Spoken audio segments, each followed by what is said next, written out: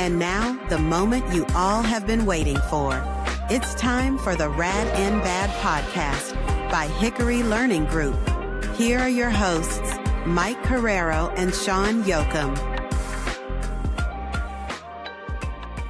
All right, welcome back to Rad and Bad. Yep, this is where we don't just talk about applied behavior analysis. We challenge it, we question it, and quite frankly, sometimes we make the field a little uncomfortable. Because guess what? Growth does not happen in comfort. It happens in friction. And today, like any other day here on the Rad and Bad podcast, we're stepping directly into one of the most controversial conversations happening in ABA right now. Assent. You've probably heard it. You've probably debated it. And depending on who you ask, Assent is either the future of ethical ABA or what we're doing today, or it's the beginning of clinical regression. And some clinicians argue if a child doesn't assent, we stop. Others argue if we always stop, we never prepare them for the real world. And then there's the radical behaviorist perspective. So there's a lot to dive into. But first, we got to check in with the other co-host, the left side of the brain. What's the really analytical? I feel one? like we can't go left and right. We have to go front and back. So we just get both halves of it. Yeah. Are you the front or the back of the brain? I don't even know. I don't know. You're the front today. Mike is the front of the brain. So Mike Carrero, how are you today? I am doing well. As always, these are some of the more intense episodes. So I'm looking forward to this one. Yeah. I mean, we're about to ask an even more uncomfortable question. Like, from a radical behaviorist perspective, like, does assent even exist? Like, we'll touch on that. Because if you are a radical behaviorist, you reject free will, internal decision-making, hypothetical constructs, but I digress, right? We will get into that. But let's just start here. I mean, this is going to be a bold one. I think right now, assent has become one of the most emotionally charged topics in applied behavior analysis. What's interesting to me, Mike, and you might agree with me, I think people are treating it like an ethical evolution. And then there's other people like that are treating it like clinical regression. Mm. I think the point that we're trying to make when we do these episodes is like both sides have a point. But if we're really going to have this conversation, I'm hoping with this episode, we can get a little deeper. We can talk about radical behaviorism. We need to talk about free will. We need to talk about whether assent is even a real construct at all. Because if we start to dive into some of this stuff, maybe assent doesn't even actually exist through our lens. What's your take on that? No, I wholeheartedly agree with you. I mean, the reality of it is the more talking we do, the better we understand everything. Very, very transparently, I think that a lot of the terminology that we use in our field oftentimes gets scapegoated. And so you hear one person train it one time and you have either a really positive or negative experience with it, and that becomes the overgeneralization for everything. I think at the core of everything, and this is, when we look at the future of ABA as a whole, the aspect of adhering to the science and understanding the science is really important, because poor practice implementation and poor usage of the science doesn't dictate that the science is bad, because our science is neutral. Yeah, we talk about that all the time. It's the professional practice of ABA that is tarnishing the science of ABA. So like any episode, I think we got to define it first, right? So what exactly is assent? If we were to come up with some like objective definition. So most clinicians in the field today, I guess, would define it as it's verbal agreement mixed with some nonverbal cooperation. There's objective analysis of like they seem engaged in therapy. It's basically the idea that consent is like the legal aspect of something, but assent is the behavioral buy-in. I think most people would say the concept has grown alongside with like trauma-informed ABA, neurodiversity advocacy, client dignity movements, anti-compliance training. I think at face value, I mean, yeah, shoot, that sounds incredibly reasonable, right? Like if you think of all that stuff, you're just like, yeah, absolutely. That sounds absolutely reasonable. I think the goal is simple. It's don't force kids to do things, respect their voice, teach autonomy. Sounds ethical, sounds compassionate, sounds human. But as a person who is trained in behavior analysis, we don't typically operate on what sounds right. We operate on what is observable, measurable, and environmentally determined. And I think that's where things can get a little complicated when we try to define it. So I wanted to know your thoughts on that. Yeah, I mean, the easiest way that I define it is like readiness behaviors, right? If I had to like really make it compact, I define it as readiness. I think as a whole, the concept of assent and dissent is really, really important because it gives us an objective lens to work through, right? You referenced the aspect of cooperation or in certain instances, a level of like compliance in the task, right? I'm not saying you need to comply, but you are doing it of your own volition as a like means to continue in the activity. I think that's super important because that determines whether or not we should or shouldn't proceed with something. It doesn't mean we won't. It means that in that very moment, we might pause in order to like be more ready. Um, but I agree with you. I think there's a lot of subjectivity in the matter, and we'll kind of unpack that here in a little bit because my thoughts, feelings, and emotions should not be impacting someone else's assent, but I genuinely think that happens a lot more than people are aware of. Yeah. Well, I think the best way that we can go about this, Mike, is basically just go back with like pros and cons. Like we'll play a little game of ping pong. Mhm. If I wrote a few down, take your spin on it as I'm saying it. If you could think of something afterwards, shoot it out there. But let's, I think, start with the strongest case for assent, like the first pro. I don't think anybody is ever going to argue against this, but assent promotes self-advocacy. I don't think there's any question about that. When a learner has the ability to say no and we honor that, we are teaching them something incredibly powerful. You're basically teaching that learner that their voice matters. And that's especially, can't even talk today, Mike, especially important for, setting personal boundaries, abuse prevention, medical autonomy, consent education.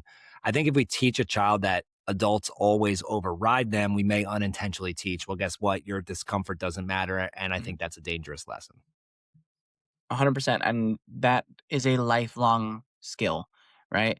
This is a skill that they can use in a variety of different fashions. And to your point regarding, taking that away from somebody, I think that's equally as important. And I think that's kind of where our first pinpoint of issue, frustration, poor implementation kind of lies. So I'll give you some of the tentative cons that I've heard against some of these things. And I want to kind of preface before we continue a little bit. These are not specifically our thoughts regarding whether or not assent or dissent is good or bad or how you should implement it. It's just the objective like lens of what both sides of the coin might actually be seeing. On the opposite side of self-advocacy, right? I could argue that it's promoting escape and avoidance, right? At what point do we, I've heard this from staff, families, friends, peers, colleagues, you name it, right? At what point do like I say no and we continue? At what point is I need a break no longer an option and we continue? And to that question, I give the same kind of answer of we have to identify other skills in addition to this, as opposed to, well, they asked for a break, so I give them a break. I think that's, again, like we talked about the first issue of implementation. It's not just, oh, they are saying they're not ready, so we're just never going to be ready. Well, that is the honest truth if you don't give them other skills, if you don't show other coping strategies. So I can't expect it to change if you're not changing and giving them something. But I think that's the opposite aspect of it. Yeah, the first con I had written down, and this kind of touches on this, is safety situations where you may unintentionally reinforce escape, avoidance, and unsafe behavior if we're just honoring assent all the time. I think the conversation gets real when it's like, oh, well, what about running into traffic? Or you're in a burning building, you're in a movie theater. Or what about taking medication? Or there a life-saving medical procedure, or a hygiene task, or I don't know, you're engaging in aggression towards other people, including maybe the staff that are working with that individual. I think these are moments where waiting for assent is actually not an option. And I think the anti-assent crowd would argue if we teach that no always stops demands, you're going to unintentionally reinforce escape, avoidance, and unsafe behavior. And again, it's not about compliance when we frame it this way. It's about safety and independence. That's what it's about. The other pro I wrote down on here was it builds rapport. I think in the beginning when you're honoring assent, you see a therapist stopping a demand, right? That initial individual that you're working with, objectively might start engaging in some behaviors that we could define as like, oh, they seem more relaxed, whatever that's defined as, right? That therapist becomes a safe space. Now therapy becomes collaborative. It becomes reinforcing. It becomes engaging. It's now not coercive. It's now not aversive. It's not compliance driven.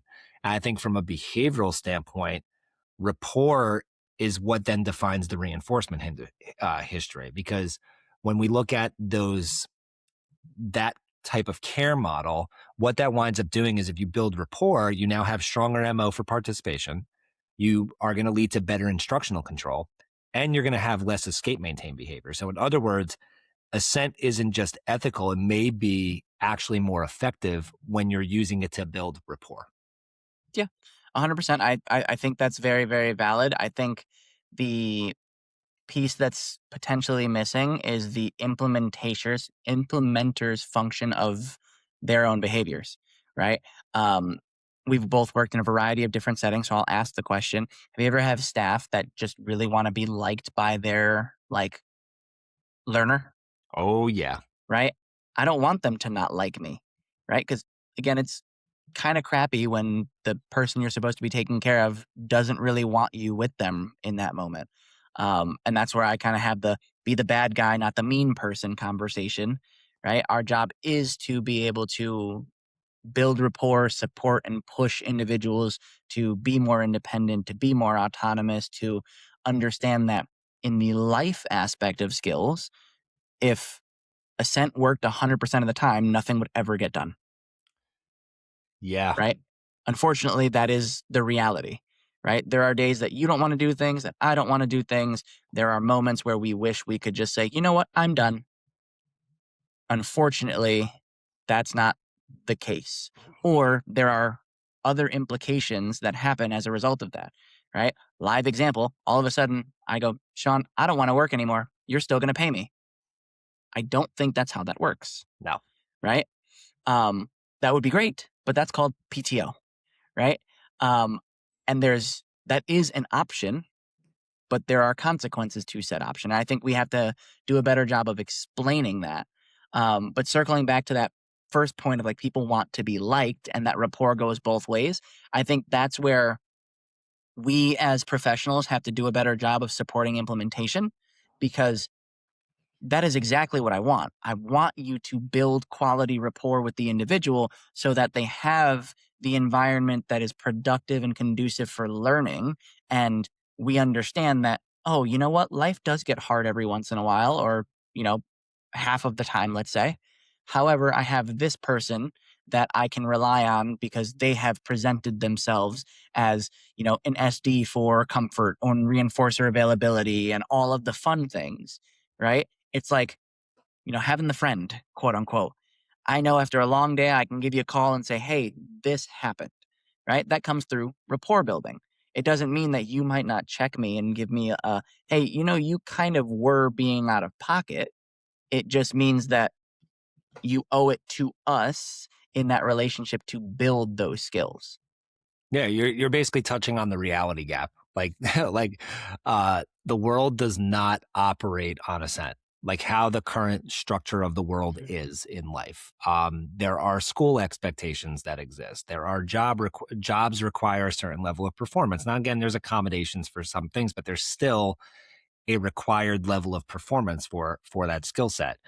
Doctors require cooperation for medical procedures. Safety demands compliance. There's laws that need to be followed, right? For the safety of, the greater ecosystem that you live in. Life includes delayed reinforcement. Life includes non-preferred tasks. Life includes levels of discomfort. Life includes frustration. So if therapy only happens when learners, quote unquote, want to participate, well, are we actually preparing them for reality, or are we creating fragile tolerance? And I think that's where that reality gap argument comes in. And I don't think it's unreasonable, because independence requires task persistence, like you were talking about. It requires some level of tolerance. It requires being able to be flexible. It requires resilience. And to your point, these are all skills that are often learned when you're doing therapy. So like that rapport building is crucial in the beginning to create that safe space for the learning environment. But if we're just constantly in a rapport building stage and we're not teaching skills, we're not preparing learners for real life. 100%. And you just reminded me of like another potential taboo topic for another mythical middle ground, pairing. That's the first word that comes to mind of we're never doing that ever again, and there's no demands ever happening. I'll put this as a little teaser for a future episode of pairing is not a 2-week process where you just do nothing and give Johnny whatever he wants. It's an everyday process. I hate that aspect of it. But this is, again, talking about implementation of the skill, right? If I don't know you from a hole in the wall, right? And you engage in X, Y, and Z interfering behaviors that are preventing you from learning, preventing you from being more independent, or they're unsafe, right? Am I going to just come in and give you like a block of instruction? No, it's not going to work, right? So we follow kind of the Assent model where we're looking at, okay, I need to give you a practical skill that is functional and will meet your needs wherever they are, right? That could be in the shape of, instead of you punching me in the face, you push me away. And then we slowly start shaping that skill, right? But the reality of it is, and I'm making the infamous like justification there where it's really ridiculous of you wouldn't ever accept someone just pushing you away like that, right? But if we didn't push and continue to shape that skill, what would happen? We would push everybody away. That's the same concept as, no, I don't want to do that. No, I'm not doing that, right? Versus with the same individual with all those same impacts and interfering behaviors. We started with pushing, and then through a shaping process, we built functional skills that led to an increased tolerance with delayed reinforcers that then shaped that into, leave me alone, give me space, I'm not ready. And then continuing the shaping model, what do? We adapt that, because now that I'm not ready is, no, I hear you, but we have to go. The appointment's in 30 minutes and we're already 5 minutes behind, right? And that's like, again, think of it like a parenting skill. This is when we talk about this as a concept, we're using it in like a limited lens of just our field, right? Take your ABA hat off for a second, Sean, right? You've got a child. Do you voluntarily as a parent ever go against Assent for your child because of the fact that the need for them outweighs the need for sitting and finishing something in like a video game? All the time. Right? Because that's realistic, and that's the actual outcome of that situation outweighs violating the Assent model. And I think that's also when we talk about things like social validity, right?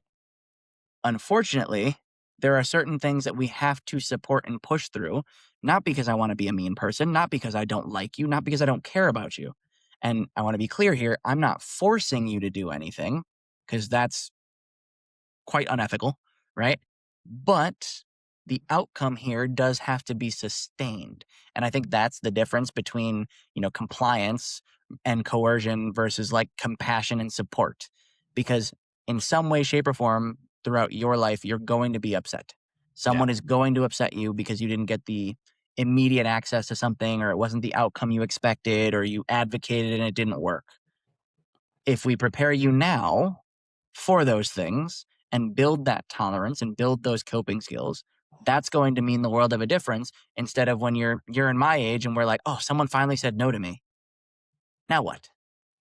Yeah, it's such a good point, because that's going to touch on later when we're talking about, okay, what's the middle ground? The middle ground is shaping. But we got to dive deeper, Mike. I think we need to put our radical behaviorism hat on, because that is our scope. Because I think that now we're going to make this whole debate even more complicated. Because number one, if you truly are practicing within the scope of radical behaviorism, which is basically what our education is, it's what our certification is in. Radical behaviorism rejects free will, internal causation, hypothetical constructs, right? Instead, behavior is determined by reinforcement history, environmental contingencies, motivating operations, stimulus control. So when we say something like, the child doesn't assent. Well, no, like what does that actually mean? Because assent is not observable, right? What we actually observe is escape behavior, avoidance, some level of emotional responding. We're looking if we can objectively define what engagement looks like, latency to completing a task, compliance, right? So from a radical behaviorist perspective, assent is actually a hypothetical construct. It's a label that we are placing on behavior under certain environmental conditions. So from that perspective, there is no such thing as assent. I agree with you. And I agree with you because it's the same concept that I do when I talk about like emotions. Again, I don't want to make it seem as though we don't believe in emotions, right? But that's a mentalistic concept, right? When you look at assent, you can't behaviorally define it without an individual present, right? It's not like a quantity. If I have a quantity of 1, then there is one item. Doesn't matter what it is. 1 is 1, and it will always be 1. Assent, we can call it readiness, but think of it like, you know what RBF is, right? Well, that can be seen as mad. Are you mad? I don't know. And so unless we're going to walk up to people and say, are you ascending right now? And your assent behaviors are this, right? Then it doesn't inherently work. And it's a flawed conceptualization of something. However, we do this very consistently with abstract concepts, right? And I think that's also important because we're not saying that assent doesn't exist behaviorally, because it does for the individual, but that has to be clearly defined for the individual. In the same aspect of emotions don't inherently exist, the behavior associated with the emotion does. Because when I say sad, you might think crying. I might think laughing, because you can do those things when you're feeling sad. It just depends. It's the same thing with angry. You can be crying and be mad, or you can laugh at the situation, right? But we have to clearly define it for the individual. And I think, to your point, until we actually objectively define it and remove those projections, whether it's based off of my history or their history, then we're not going to actually be able to understand it. And you also referenced the environment. As behavior analysts, what is the most important thing to us? The environment. Bingo. Which means by far one of the first things that I ever ask someone when I'm walking up to them in either a crisis or just a learning opportunity or just in general, right, is, hey, what are you guys teaching right now? Because something is being reinforced. Something, right? You get to choose what is or isn't being reinforced. And I'll be honest, sometimes you don't know and don't realize until you're like, oh crap, I missed it, right? But what does that set you up for in the future? A new learning opportunity to recorrect or address that situation. But no, it's the same concept as free will. Free will can't inherently exist because your choices are defined based off of your previous reinforcement histories. Yep, it's just behavior under contingencies. So like I feel like the assent is just it's a label. So it's a tact for whatever are the defining behaviors for that individual. So I think with it being a hypothetical construct, assent can be a topography if it's objectively defined. If you can sit there and say, assent is defined as this and this and this and this and this under these contingencies, right? We're not asking, does the learner assent? We're actually looking at, okay, what contingencies are producing that behavior, right? Mm-hmm. So if a learner refuses, that's not a philosophical stance. That's just behavior shaped by history, reinforcement, aversive conditions, skill deficits, right? So the question should never be, should we honor assent? That should not be the question. It should never be, should we honor assent? It's like, no. Why is the environment producing escape behavior right now? Mm-hmm.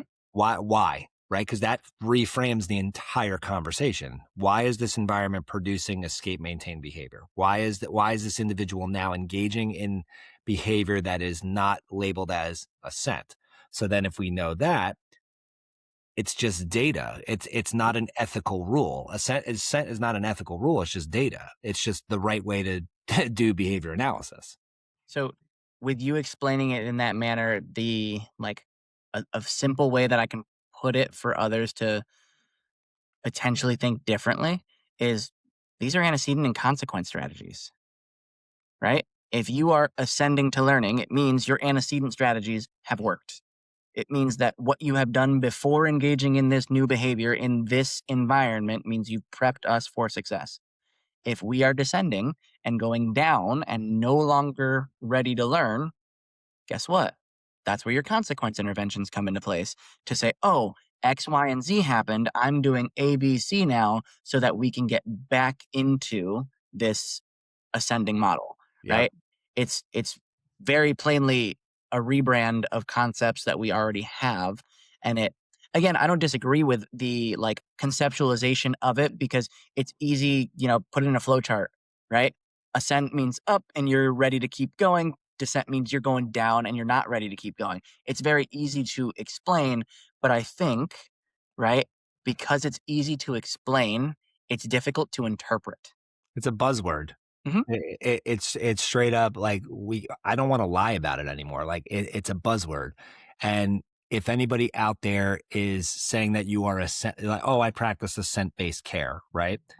What you're actually doing, could it actually be assent? Because if we actually frame it like this, if we know from our behavior analytic lens that we are we are basically shaping the environment to shape behavior, then I could argue that someone is not making choice and someone is just responding to the environmental contingencies.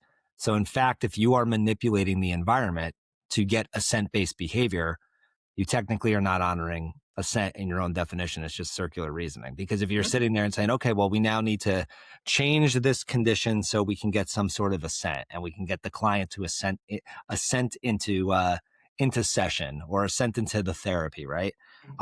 It's not choice making. It's just you're creating a more reinforcing environment for that learner to then engage in a behavior within that particular environment. So I honestly don't think there is such a thing as assent. It's just good behavior analysis and ethical behavior analysis to teach skills that will change an individual's life so they can engage in self-advocacy and things of those nature. Absolutely. And I think in that same point, right, talking about like creating and like, I like to think of this and again, I'll make the equivocation. I'm not calling people animals. But like talking about like positive only dog training, right? I'm all for it. I think it's good. However, having multiple tools in your toolbox doesn't make you a bad person. And what happens when you run out of food? Right? What happens when I don't have any more treats and now it's hit the fan and I can't get my dog back? Right? Okay, I need to have a backup. Same thing with assent and descent, right? I would love it if the like assent model was 100% ascending all the time, but then let's be honest, why would I be working with you? Yep. You don't have behaviors that need to be supported and modified and like independence to be nurtured and grown. So that again would put a break in what we actually are here to do. And if you say you're only doing that, I would argue that you're A, not doing that, and B, your implementation of it is historically inaccurate, because that implies that your individuals 100% of the time will always want to and continue to learn, which by all means, if you have figured that out, please let everybody know. But it's just not realistic, because someone somewhere sometime over something is going to say, no, you can't do that, or yes, you're going to do that. Yeah, it's I think this is where things get interesting, and I don't want people to think like I'm sitting here and just shitting all over Assent. What I'm basically saying is, if we were practicing applied behavior analysis the way the science is intended to be practiced, um, you would not support forced compliance, and you also would not support unlimited refusal. It's the very reason we have this middle ground topic with this. We are basically engineering environments where participation is reinforced. That's basically what we're doing. It's shaping. I mean, you hit it before. We're basically shaping by starting small, honoring functional communication, teaching break, please, not yet, help, different activity, right? We're reinforcing that refusal to build that skill instead of the escape maintain behavior. So now we're engineering that environment that says, oh, well, this person is honoring my words, and this person is reinforcing this new behavior. And then you slowly start to build tolerance, and you slowly start to use that high density reinforcement schedule. So that way you make participation reinforcing. You make it where it's not compliance and not coercion. It's just good behavioral design. And I think a lot of people look at that and they think like, oh, well, that's just compliance-based therapy and that's coercion. It's like, no, that's just good behavioral design. I would argue that it's ethical, because you're actually sitting there and teaching and preparing the person for the real life. I think the whole Assent thing came about as a marketing thing, as a buzzword thing, same as trauma-informed care. I think it's just all buzzwords that we're trying to rebrand because of poor professional practice and terrible social validity from people that we're practicing. And, we're quote unquote evolving, but all we're basically doing is just using the science and using it correctly. That's all that's happening. Yeah, I mean, it comes down to like any ethical conundrum that we've ever found ourselves in, whether it's in our science or as a culture and history of like our species, right? We learn and evolve through experience, ABA, right? And that level of reinforcement history associated with things. And hey, we learned that that was bad. And would you argue that we should have learned those things a long time ago? Probably, right? Should there have been more of a forefront for advocacy and change? Always, right? Because if you can save an individual from a level of trauma, discomfort, etc., then why wouldn't you? But the reality of it is, that's always going to continue to happen in some facet as we continue to learn and grow and develop, not only as individuals, but as a science and as a society. Yeah. And honestly, Mike, the whole point of doing this episode was just to show like the real enemy of this is just poor behavioral design. That's literally what it is. It's poor behavioral design. So if your therapy requires force, if it's requiring you to force somebody to do something, well, you're probably missing motivation. You're probably not building rapport or pairing. You're not shaping skills. You have piss poor reinforcement schedules and a piss poor environmental design. Now, if therapy stops every time a learner refuses, well, guess what? Now you're probably missing persistence, resilience, real world application, real world preparation, tolerance training, right? These are all really important. So like neither extreme works in this situation, right? Because the science doesn't choose size. The science doesn't choose a side. It basically analyzes contingencies. And that's what we should be doing as practitioners, is saying, okay, based on this individual, where are they at right now? I need to make sure that I am engineering this environment for success, so that way this person is learning. That's the point of this episode. Any 110%. Other closing thoughts, Mike? No, I mean, at the end of the day, we need to do better, right? Take everything we've said with a grain of salt. I hope it resonates with you all as a result of questioning, not only where you've been, but where you're heading. But when it comes to assent, it sounds simple, but like most things in behavior analysis, unfortunately, it's not. Because when we strip away emotion and look through just a radical behaviorism style lens, we're left with something important. Assent isn't a feeling. Assent isn't a moral construct. Assent is behavior under contingencies. And if a learner refuses, that's data. If a learner engages, that's also data. And our job isn't to choose between a level of compliance or autonomy. Our job is to design environments where participation and voluntary and engagement becomes reinforcement. So instead of asking, did they assent? Maybe we should ask, what did we reinforce? What are we trying to teach? How can I support this more? Because at the end of the day, we're not just shaping behavior. We're shaping experiences. We're shaping independence. And we're shaping the future of this field. Until next time, stay rad and bad. Peace.